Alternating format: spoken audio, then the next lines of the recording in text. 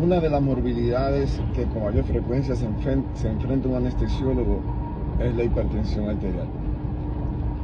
Por ende, debemos tener un conocimiento fisiológico justo sobre la presión arterial.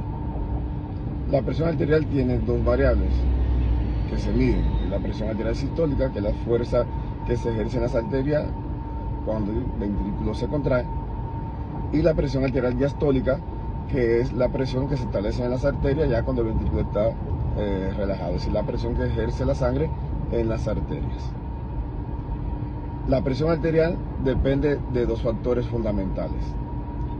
Uno es el gasto cardíaco y otro es la resistencia vascular sistémica.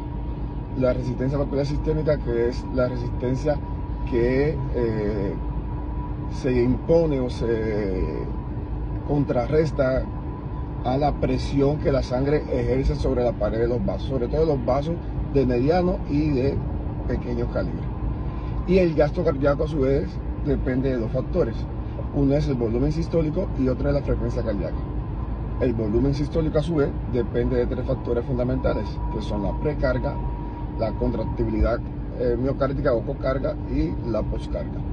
La precarga, que depende del retorno venoso y esta a su vez del volumen sanguíneo efectivo, pero también depende de la contribución que la aurícula izquierda, en este caso, haga al llenado del ventrículo izquierdo, que es la aurícula izquierda es responsable de un 30% en el llenado del ventrículo izquierdo, lo que establece la distensibilidad telediastólica de ese ventrículo, es decir, la cantidad de sangre que puede capturar el ventrículo al final de la diástole, que viene siendo aproximadamente de 120 mililitros.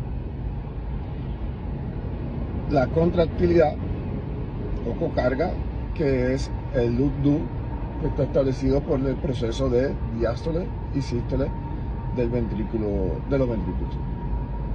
Y la poscarga, que depende de la resistencia vascular, depende de la rheología vascular, es decir, un paciente con un aumento en los niveles de hemoglobina, de plaqueta, un paciente deshidratado, aumenta la poscarga y por ende también aumenta la presión arterial.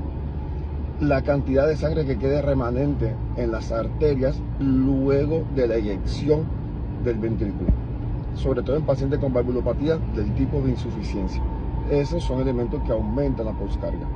El radio del ventrículo, por ende un paciente que tenga una hipertrofia ventricular secundaria a una hipertensión por un remodelado, ese paciente tiene un aumento de la poscarga y por ende tiene un aumento de la presión arterial. Y la frecuencia cardíaca, que va a estar determinada